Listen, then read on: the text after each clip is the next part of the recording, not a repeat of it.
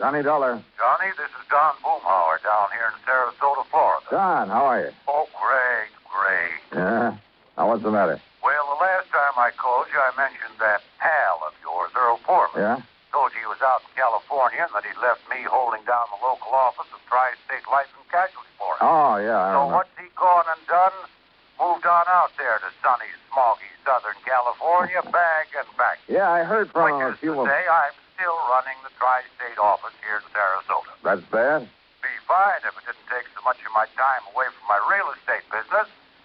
But what I called you about, Johnny... Yeah, trouble, Don? Yes, well, no, not exactly. Well, which is it? I mean, not exactly the kind you might expect. Looks like one of our clients, an old man by the name of William Trasker, is dying. Old Bill Trasker, the fishing guy? That's the one. Yeah. Earl and I went fishing with him several times out in the Gulf. Oh, so that's how he knows about you. Well, what's he dying of, Don? I can't imagine anybody having it in for old Bill and trying to knock him off. No, it's some rare type of kidney ailment, the doctor says. Oh. Nothing suspicious about it, nothing whatsoever. Oh, well, then The amount of insurance he carries is so small as to be almost negligible. How much, Don? $2,500. Huh? I know, Johnny. It would hardly seem to justify the cost of your coming down. And if there's nothing suspicious about the circumstances... Nothing at all. It'll be death from natural causes. Well, Don, I'm afraid I don't see any During reason... his periods of consciousness, he's in a coma most of the time, he keeps asking for you. Oh? What? Well, I don't know. Not for sure, that is. But what he keeps saying, or trying to say, and it's hard to understand him, well, Johnny, it sounds like he's trying to give us the clue to a murder. Murder? That's right. Don, I'm on my way.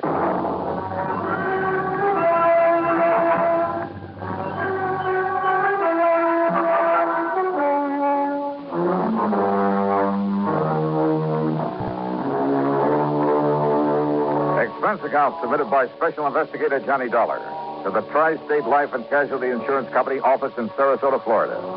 Following is an account of expenses incurred during my investigation of the Recompense matter.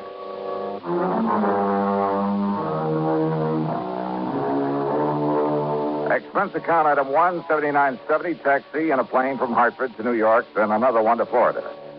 At the International Airport in Tampa, Don Boomhauer was waiting for me. We piled into his air-conditioned car and headed south on the Tamiami Trail down towards Sarasota. That's right, Johnny. Old Bill Trasker. Dying of some kidney disease, huh? And according to Dr. Crutcher, nothing short of a miracle would save him. Yes, too bad. He seemed like a mighty nice old man, a real gentleman. Well-educated, well-spoken. Yeah, you'd expect to find him running a big business instead of a broken-down outboard rig to take out fishing parties. So I understand. But frankly, Johnny, I'd never even seen old Bill until the doctor called me. Said he was dying and that he wanted to see you. Then I looked up his policy. Yeah, $2,500, you said. Yes, to be spent in giving him a modest but decent burial. And to pay any bills he might leave outstanding. Apparently, then, Bill won't be leaving much of an estate. And you'll understand why when you see the little kind of shack he lives in. But now, over the phone, you said something about a murder. Well, Johnny, it was so difficult trying to understand what he was trying to say. Even when he seemed completely conscious, he was very vague, except perhaps when he was asking for you, when he told us he had to see you before he goes. Well, now, Don, why... He never said the actual word murder, Johnny, but he, well, listen, there was a name he kept trying to tell us. It sounded like Jerry or Gerald something. Last name we couldn't get at all. Well, have you checked over his relatives? When we asked him about relatives, he just turned his face away and shook his head. But now, if he was talking about a murder... Johnny, it's just that... Well, Doc and I agreed that from what he said, and, well, his knowing you and your work and wanting to see you, and, well, you know how deathbed confessions are. Don, you're not making much sense. Look, Doc will be waiting for us, and if Bill is conscious enough to make sense when he talks to you, well, let's just wait and see what you can get out of him. Whatever you say, Don.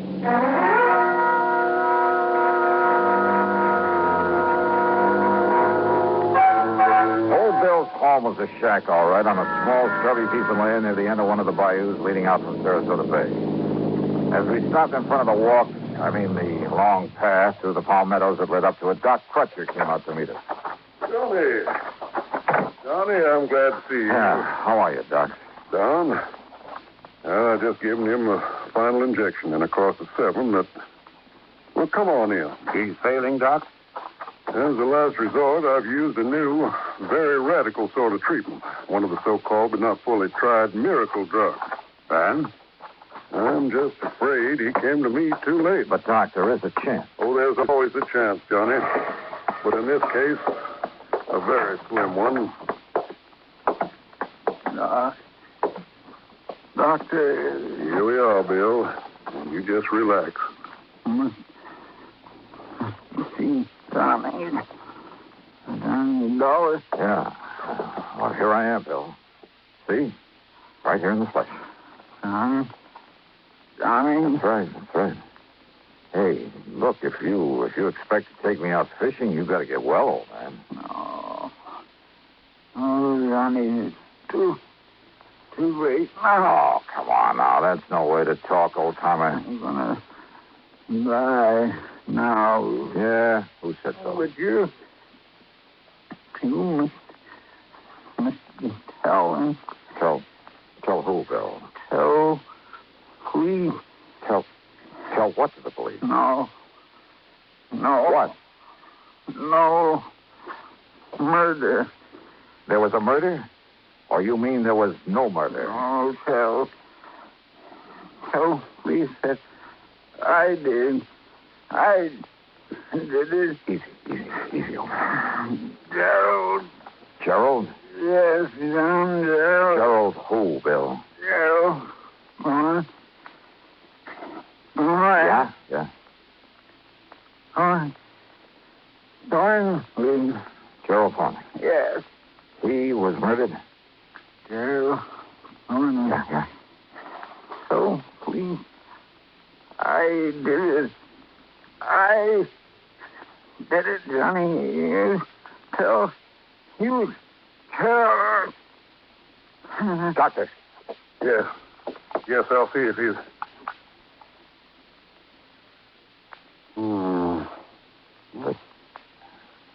The end, Doc? Well, no. As a matter of fact, his heartbeat is... Well, it's stronger. What? Much stronger. Doc, listen. Yes, Doc. Get to a phone and get an ambulance while I make him ready. You mean that maybe you can pull him through after all? Yeah. Now, come on, Johnny. Give me a hand with him. Sure, Doc. Save him, huh? Yes, of course. Yeah, so that we can investigate this confession of his. Huh? Sure, and then see that he's executed for murder. Oh, darn for the love of Mike. Yes, call that ambulance.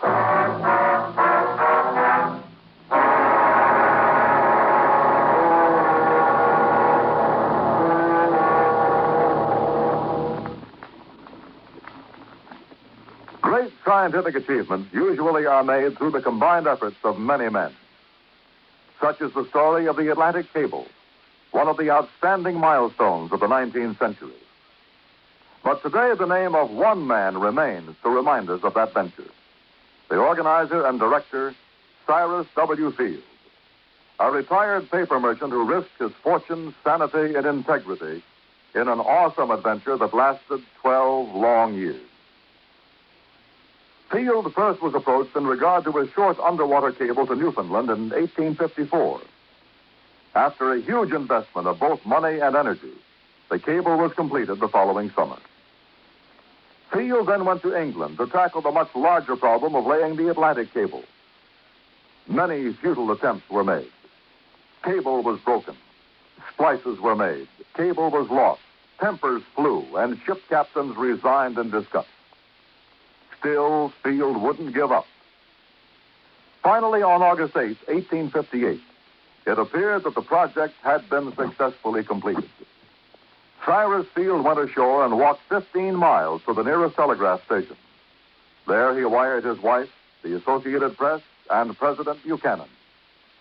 He informed the president that Queen Victoria would telegraph her congratulations over the new cable.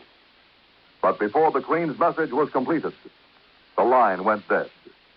The much-hailed project was again a failure. Faulty insulation was blamed.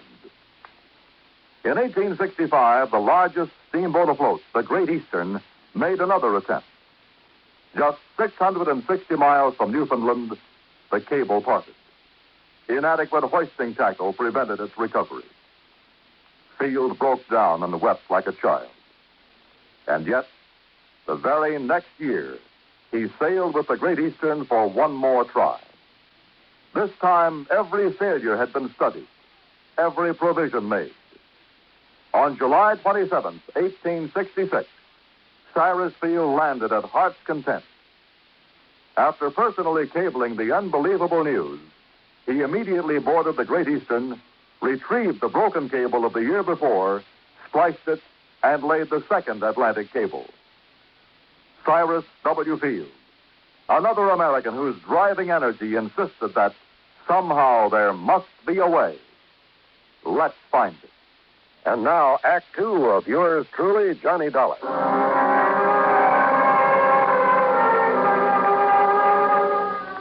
We carefully laid Old Bill in the back seat of Don Boomhauer's car and drove him to the hospital ourselves.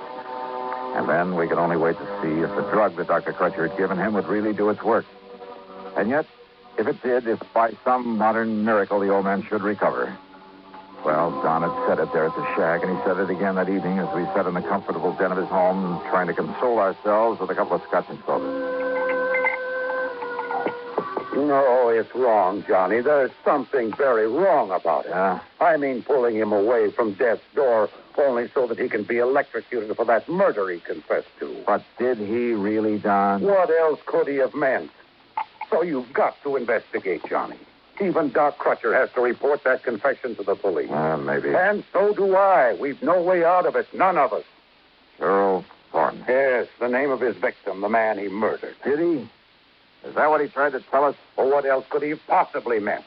And don't forget, he thinks that he's dying. I know. A deathbed confession, Johnny. Happens all the time. Oh, but look, is he the kind of man who could have killed somebody? He certainly didn't strike me that way. But how do you know? It may have happened years ago. And it may never have happened at all. And I hope that somehow you're right. But can you prove it? Well, Johnny? Pour me another drink, will you? Sure, all you want. But you haven't answered my question. I'm going to try, Don. I'm going to try.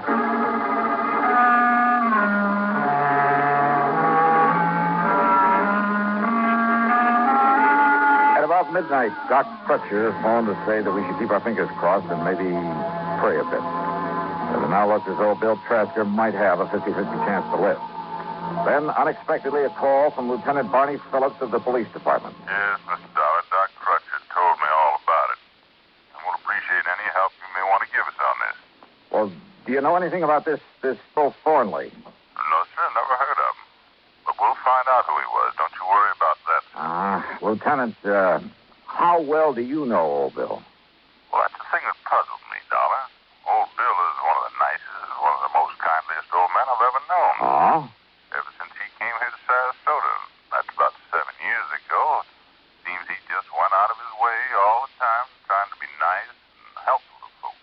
Uh-huh. Didn't have much to give to anybody, money, I mean, but whatever he had or he could do for somebody, he never would hesitate a minute. I see. But that doesn't keep us from having to do our duty, get the goods on him, see that justice is done. The law is the law, and it's our duty to uphold it. Old Bill came here 7 years ago? That's right. From where? Well, now, if we knew that, we'd know where to look for information on this man Thornley that he killed. Yes, he did. What's that?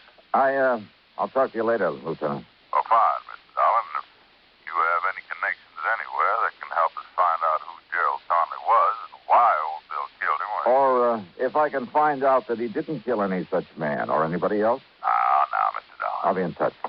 Why are you so sure he didn't murder someone, Johnny? Did I say that, Don? You didn't need to. Don, I want no part of this thing. Donnie, I know this is no ordinary sort of investigation, but as a company, we have to go through with it. Why?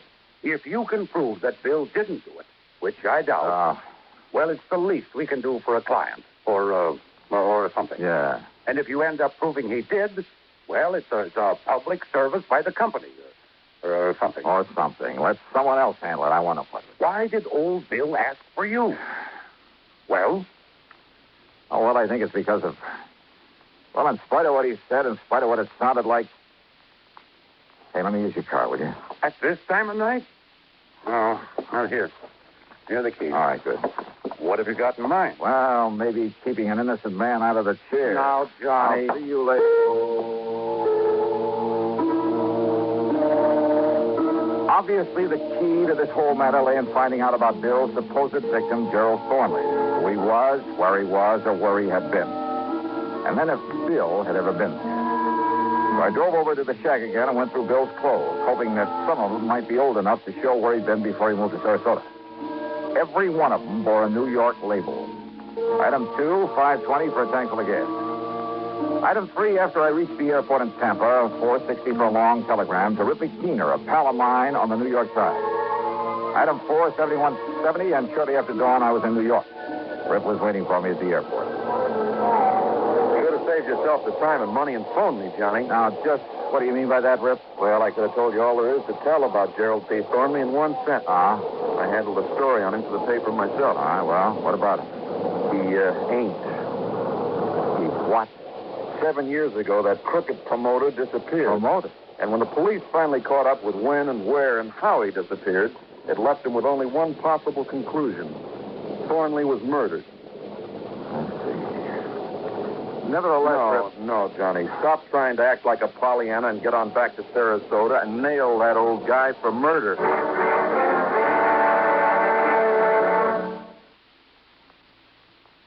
The 14th Amendment to our Constitution is one of its most important sections. It bestows United States citizenship upon every person, regardless of race, who is born within our borders or who is naturalized. And this amendment further provides that the privileges and immunities of citizenship cannot be taken away by a state, nor may a citizen be denied the equal protection of the laws. It is this amendment which makes us all equal citizens with equal rights, to the end that this country of yours and mine shall be our country under God. Now, Act 3 of yours truly, Johnny Dollar, and the Recompense matter.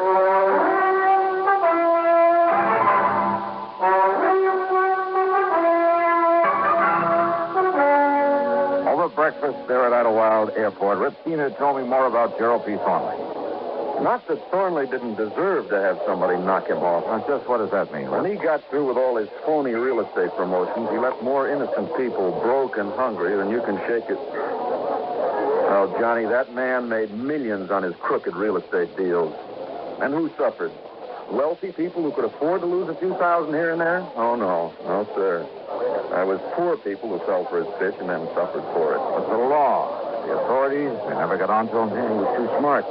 Every deal he made was perfectly legal at the time. I'll tell you this, Johnny. A lot of the real estate laws got rewritten as a result of him.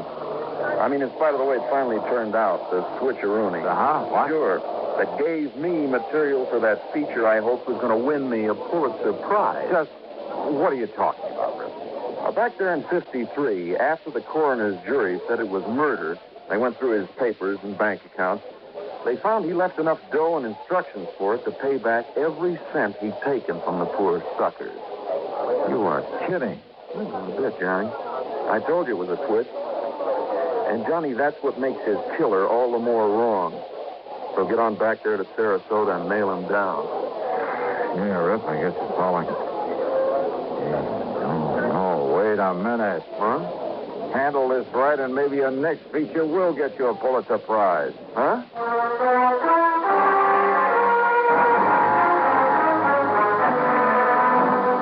Poor people who'd been taken by Thornley.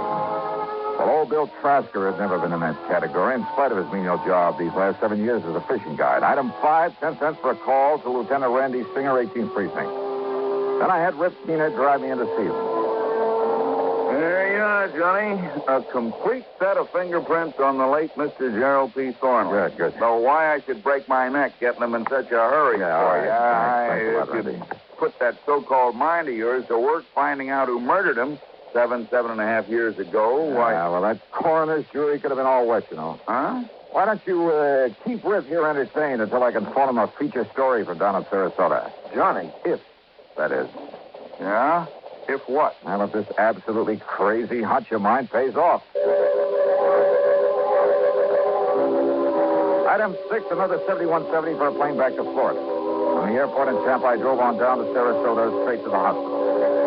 It is a miracle, Johnny. If old Bill continues to improve the way he has in these last 12 hours, he'll live until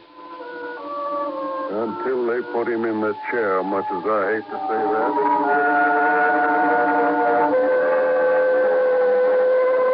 Old Bill was much better. It almost was a miracle. He let me take a set of his fingerprints, and then he broke down and told me his story. Then at police headquarters, when one of the lab men compared the prints with a set I brought down from New York, Lieutenant Barney Phillips nearly flipped. But, oh, no, look, Al, I can't believe this. According to these prints, old Bill is Gerald P. Thornley. That's right. But I don't understand. But why, Al, huh? Well, his dirty real estate promotions were perfectly legal at the time. But he was ruining more innocent people, causing more heartbreak and suffering. But he hadn't thought about that in his lust for money. All he cared about was getting more and more of it, regardless of whom he was hurting. Until one day this kidney thing hit him, and it scared him. And suddenly he realized that one day he'd die as one of the most hated men in the world. But simply giving back the money would never erase the stigma that he'd have to live with. So he arranged his own disappearance, and he made it look like murder. So he could quietly get away and start leading the kind of life he should have been leading and could start doing some good for people. Exactly the way he's been doing here in Sarasota, Lieutenant. There's a sort of recompense for the rotten things he'd done before. Yeah, that's right. And without having folks point him out as the crook he'd been. That's right. And don't forget, the people he'd hurt up north were all paid off. But, Dollar, when he thought he was dying, he told you murder. He said no murder. Doc and Don misunderstood. He said to tell the police that he did it. That's all. And now we know what he did. Dollar, I hate to say this, but he's still in trouble. Old Bill Trasker? Gerald P. Thornley. Not anymore, Lieutenant. What's it? Thornley is dead. Legally dead. Well, I know it's only... Well, I guess you're right, Mr. Johnny. Well, you say you're right. Yeah.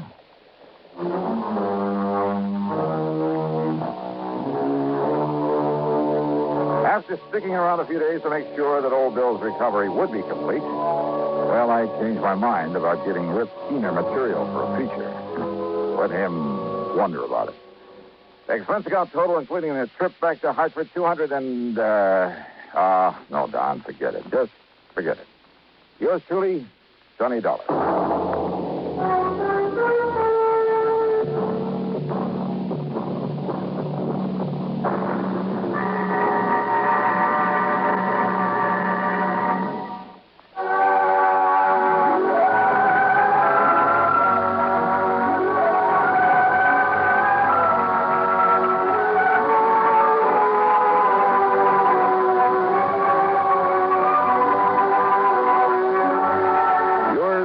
Johnny Dollar, starring Bob Bailey, originates in Hollywood and is written, produced, and directed by Jack Johnstone. Heard in our cast were Russell Thorson, Bart Robbins, Harley Bear, Barney Phillips, Dick Crenna, and Herb Vigran. Be sure to join us next week, same time and station, for another exciting story of yours truly, Johnny Dollar.